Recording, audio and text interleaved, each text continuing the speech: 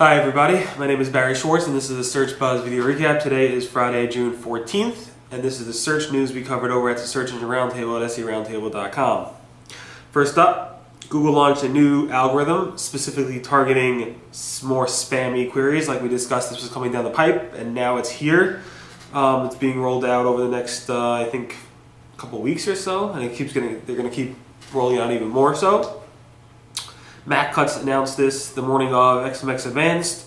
On Twitter, he said, we just started a new ranking update today for some spammy queries, and he linked to the video where he discussed this, specifically targeting queries such as payday loans, pornographic queries, and similar more spammy-oriented, more spammy niche industries. Supposedly, Matt said, basically I heard him say that this impacted about 0.3% of US queries, but it went up to 4% or so in more spammy countries such as Turkey, where the Turkish queries are much more spammy oriented. Matt Cutts said this targeted different types of link building techniques or link schemes. Specifically, a lot of them were specifically illegal, he said. I assume hacking and stuff like that. So this is out. There are some people complaining about ranking declines, not as many as obviously publicly would complain about this, but there are some. We have more information about this on June 12th at seroundtable.com. Another thing Google's Matt Cutts announced was that Google is taking a stance now on mobile SEO. They're saying there will be a demotion if you do not have a mobile-friendly responsive design or other mobile-friendly website. You will not rank well in the mobile results anymore. There will be a demotion going forward. I'm not exactly sure when this is going to roll out, but before, Google did not give any ranking benefit or demotion to a mobile-friendly website in the smartphone results. Now, if you're searching on your Android phone or your iPhone going forward, if the site is not mobile-friendly and there are mobile-friendly versions of it, the non-mobile-friendly versions will be somewhat demoted if they're not properly set up for setting up a smartphone-friendly website. And there's lots of ways of doing this. Obviously, Google recommends the responsive approach, but it's not necessary. Lots of ways to do this. So when you're doing this, make sure you go to Google's document on common smartphone mistakes, see how you actually address those, such as faulty redirects and serving smartphone-only errors. But there's a lot of other ones. And Google said they actually will try to fix some of them for you, but at the same time, you have to do your part to make sure your site are smartphone friendly. Matt Cutts also explained in more detail how Panda is rolling out these days. So now, instead of them being pushed out at a specific date over a day or two, Matt Cutts said they actually do continue to update them monthly, but that push out is actually done over a 10-day period, a more gradual rollout. So it's not necessarily a rolling update where it's happening every day. It's kind of like a monthly with a 10-day rollout. So it's somewhat rolling out over 10 days, but not fully. This is why they don't announce them, because they're more gradual, less impactful. But they haven't done one in about 6 weeks or so. Matt Cutts, they're saying they're working to soften it, which we discussed before. So I assume the next Panda rollout, which I hope they announce, will actually be a softer one, where a lot of sites that we reported a week or so ago that are user-generated content based that have been hit by this will hopefully come out of this.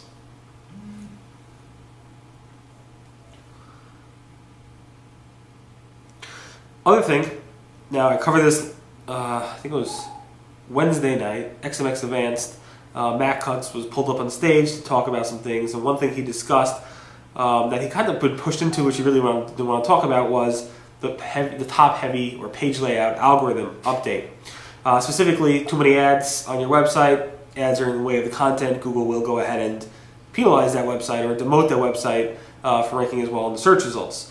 So it was called out, what about all the Google search results? Say they have crazy amount of ads, sometimes it's almost impossible to even see the organic results. So Matt said, obviously, number one, Google does not index or rank their own search results. That's obviously number one.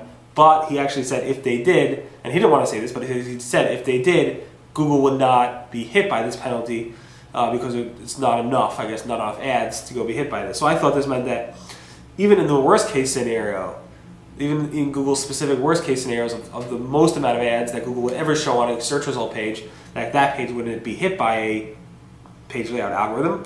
But Matt Cutts said last night he went back and forth with me on Twitter, basically saying no, that's not necessarily true. Said again, even if they did index those pages, which they don't, and it's kind of like, if he said, because most search results on Google do not have ads at all, or few ads in general, it wouldn't be hit in general. The site as a whole would not be hit. So it's interesting. So I think it's a site-wide penalty. Again, I'm making if case scenarios and whatever, as opposed to a page-by-page penalty. Google's Matt Cutts also announced that they are going forward now with showing more example URLs in Webmaster Tool notifications. They're very excited about this. It's more transparency, yada yada. So that's a good thing. And they announced this also at XMX. Google is testing something called in-depth rich snippets, I believe. Basically, I'll show you a screenshot, but it shows you if you do a local results search on maybe a restaurant or something, Google will actually show you articles, review articles from, I guess, major magazines and publishers on restaurant reviews from those publishers. So it's pretty interesting to see that. Pete went ahead and found that from Moz.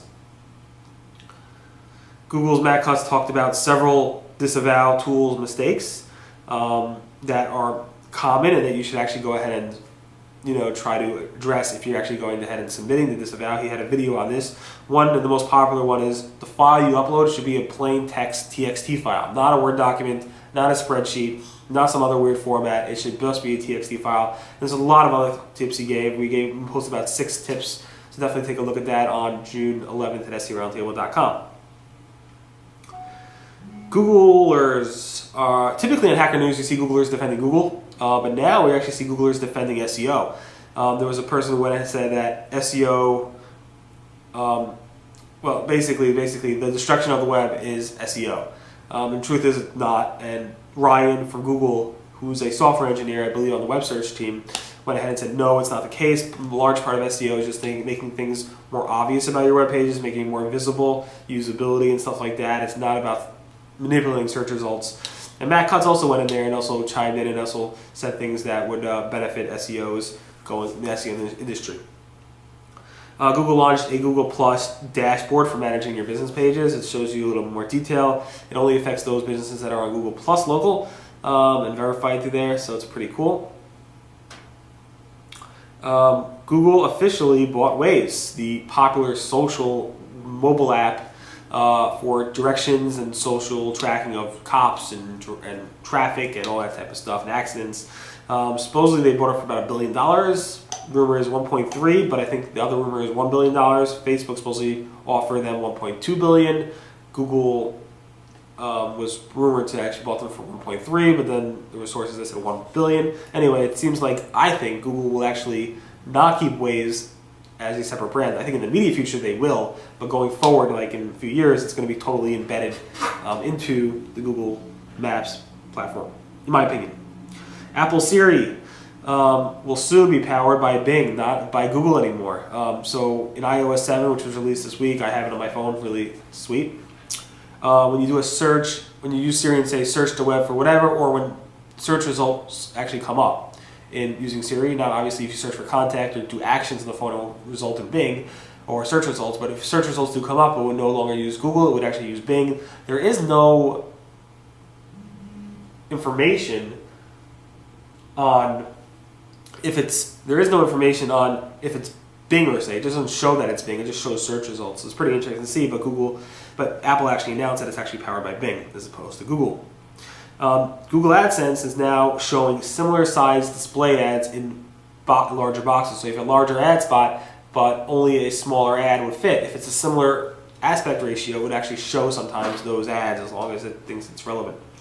Facebook added hashtags, finally. So now you can actually add hashtags to your Facebook posts. And Twitter quietly pushed out analytics to track your timeline activity as well as your followers. So I'll show a screenshot of that as well in this. And anyway, thanks so much for listening to the Search Buzz Video Recap. Today again is June 14th. Nice seeing many of you at XMX Advanced this week.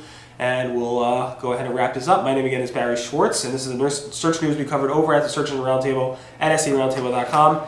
Everyone have a great weekend, and we'll see you guys next. Bye.